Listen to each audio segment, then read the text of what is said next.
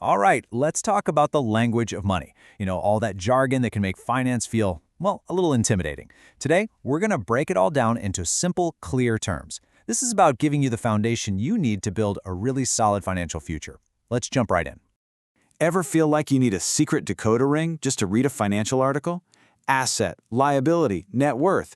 It can seriously feel like a foreign language. But here's the good news. You are definitely not alone, and it's way simpler than it sounds. We're going to tackle this one concept at a time. So, where do we even begin? Let's start with the absolute basics, the most fundamental idea in all of finance. The simple flow of money coming into your life and the money going out. It really comes down to two sides of a coin. On one hand, you've got your income. That's all the money coming in. Let's take Alex, who brings in $2,200 a month. Then, on the other hand, you have your expenses, all the money going out. For Alex, that's $1,500 for living costs. That's it. Every single financial choice starts right here with understanding this simple balance. So, you've got money coming in and money going out. Simple enough, right? But what happens when you subtract what you spend from what you earn? What does that little question mark represent? Well, the answer to that simple bit of math is the absolute key to taking control of your financial life. Okay, so knowing what's happening with your money, where it comes from and where it goes, that's step one. But step two, that's where the real power is. This is where you stop just watching your money and start telling it exactly where to go. This is about making a plan. And that is the answer to our little mystery equation.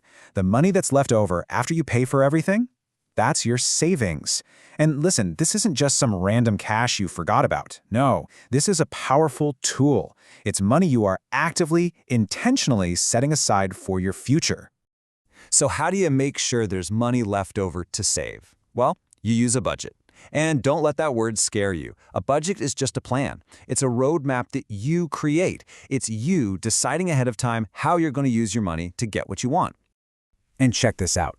This is exactly what it looks like in practice. Take a look at Alex's budget. See, Alex isn't just hoping for the best. They've given every single dollar a job to do. Some for bills, some for fun, and a really healthy chunk for savings.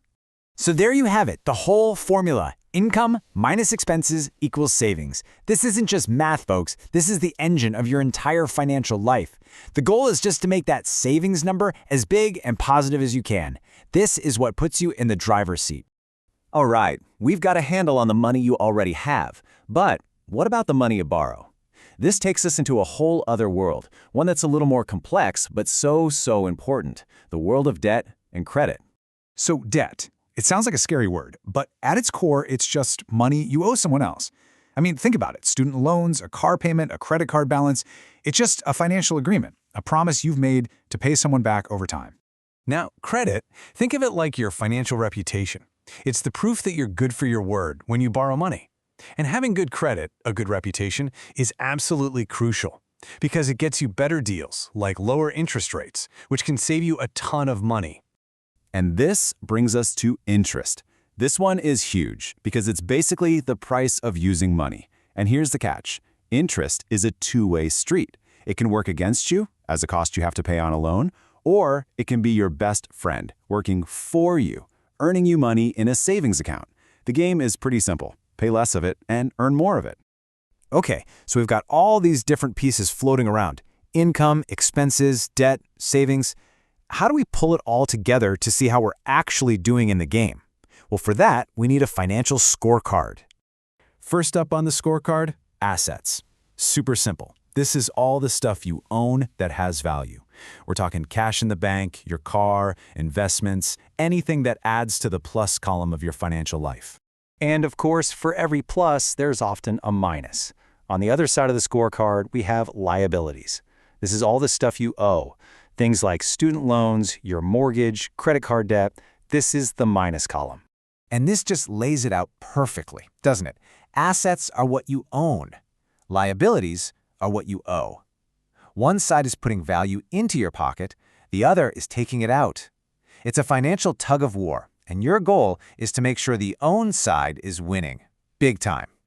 So, what do you get when you take everything you own and subtract everything you owe?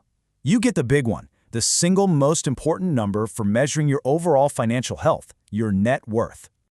Let's check back in with Alex one last time. If they have $50,000 in assets, stuff they own, and $20,000 in liabilities, stuff they owe, their net worth is 30 grand. That is their score. It's not about how much you make, it's about what you've managed to build and keep.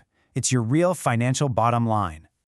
Okay, so now you know how to manage your money, and you know how to keep score. What's next? Well, now we get to the really fun part, making that score go up. Let's talk about the language of actually growing your wealth. Equity is such a great way to see this in action in the real world.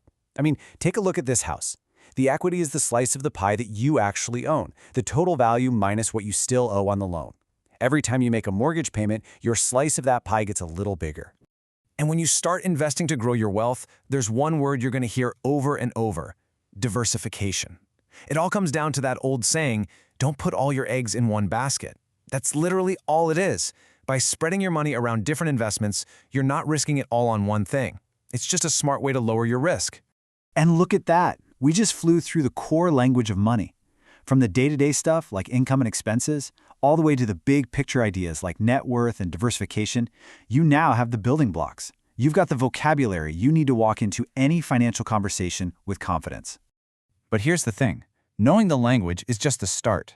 The real magic happens when you start using it to write your own financial story. So the question isn't just what these words mean, it's what are you going to do with them? Now that you know the language, what's the first sentence you're going to write?